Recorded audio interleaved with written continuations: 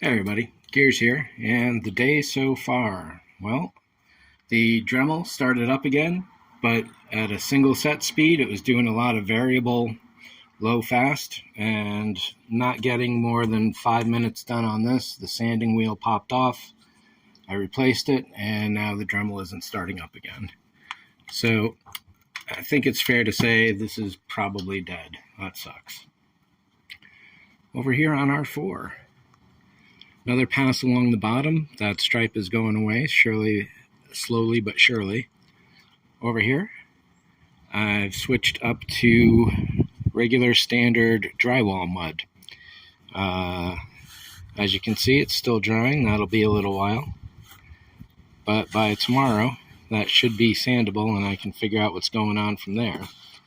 Put it on too thick, and it will certainly crack. Put it on too thin, it's not going to go anywhere, and I need it to move. Need the project to move. So it's a little bit of a balance. I imagine several layers, building it up slowly. Any cracks, fill those in as I go along. Sand down, prime it at some point. Sand, prime, fill, sand, prime, fill. You know the drill. And then what else have we got? Apples. Oh, poor apples. So I took them down pretty good, but not down to the bare fiberglass. Threw some primer on, and it stuck pretty well. Nothing's flaking off, nothing's cracking.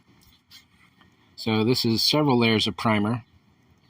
And if we can see on one of the tops here.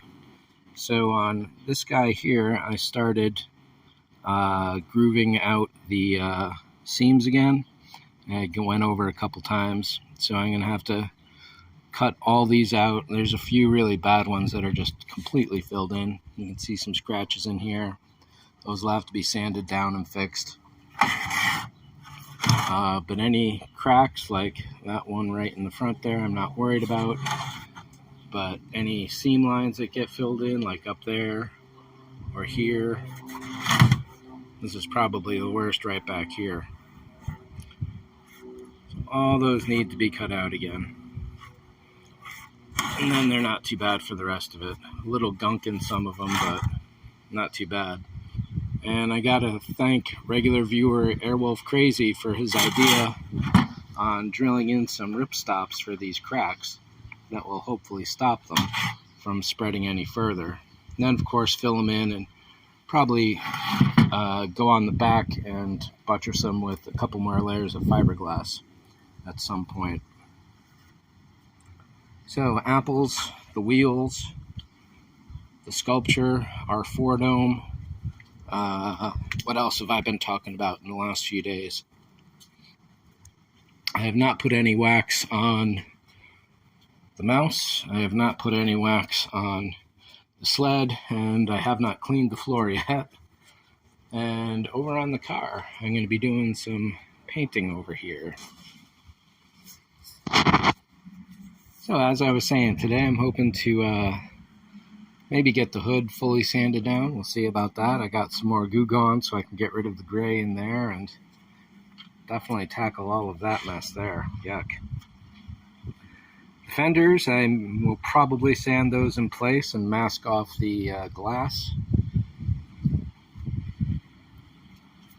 Sanding around here, I had to put masking tape all over the handle. I don't want to take that out yet. It's a relatively easy process, but if you mess up, then you're going to have a hassle. You got to pull all the interior panels off and to get in there to the bottom of the door. But I'll probably be pulling all these off anyway when I'm ready to paint to get some of that inside paint is not kind of nice, but pull all the weather stripping. This is a little piece of fascia that has to come off. This whole thing here has to come off.